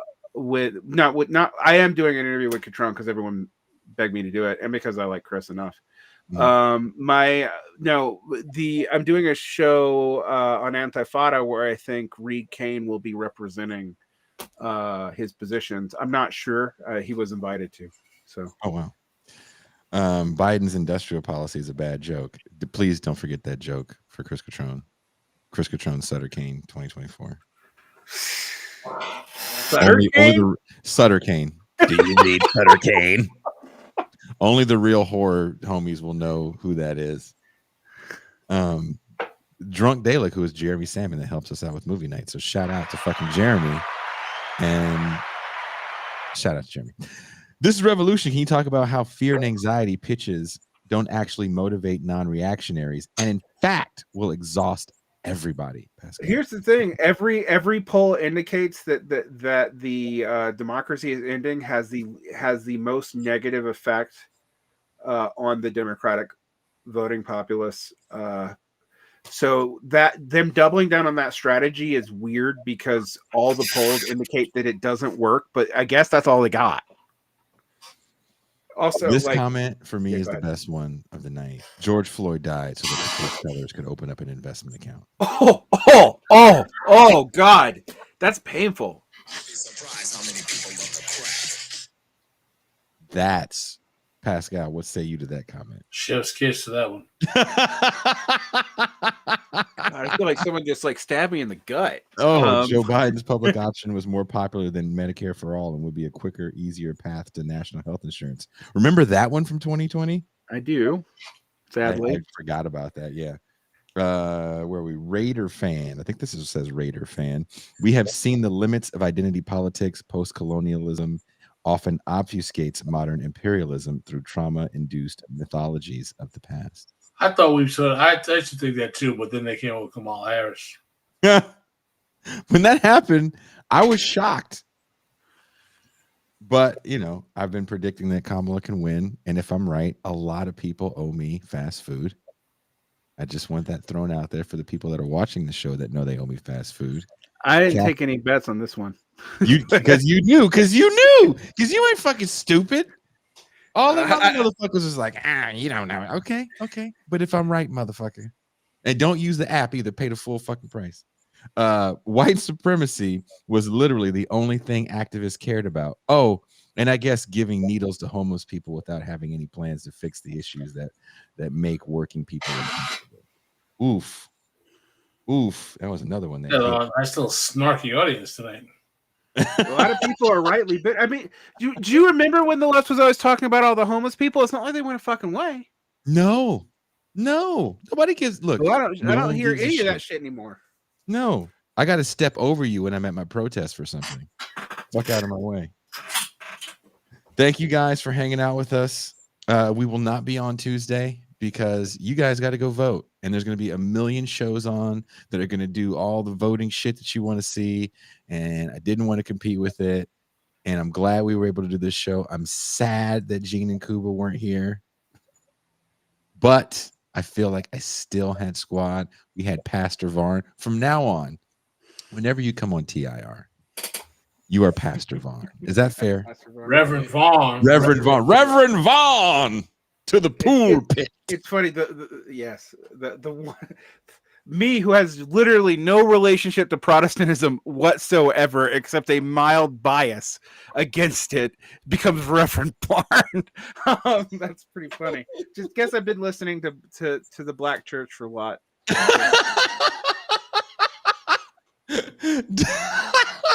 In my mind now, I have a picture of Derek growing up in Macon, Georgia, just like sitting outside of the black church, dancing and shit. My next door neighbor was a black pastor. True story. So like I heard that stuff a lot. I'm sure you had a few trips to the church. Way more interesting than white Protestant churches. As a kid that grew up in a black Kojic church and that married these Catholics, I was like, how do you guys sit through this? No one's gonna dance at all.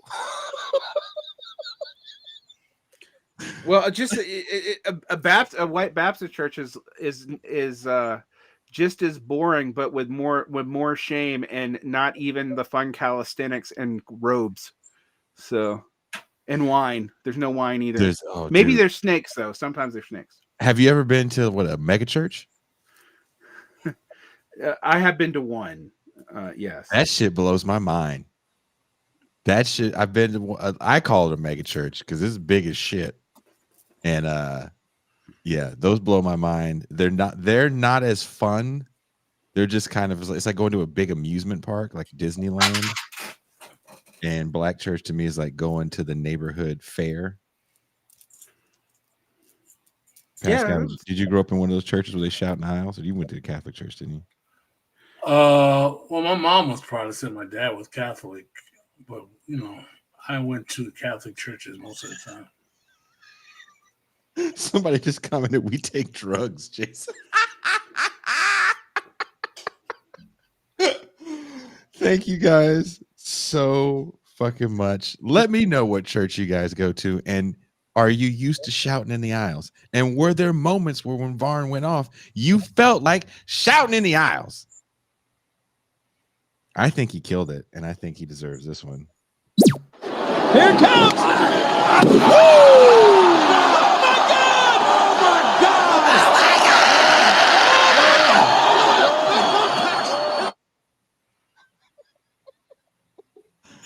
Thank you guys. I'll be back Wednesday for the Red Zone. But again, have fun voting. Definitely take pictures with that dumb fucking sticker and put it all over social media so everybody can know that you're a better person than the person that doesn't have that sticker or that picture on social media. All 80% of the public is going to vote. So exactly. I guess gloat over that 20% that doesn't. You go ahead and gloat, and you know what? And then chase that gloating with a Starbucks beverage. There you go. Yeah. So have a very good night. Thank you guys. And we are out.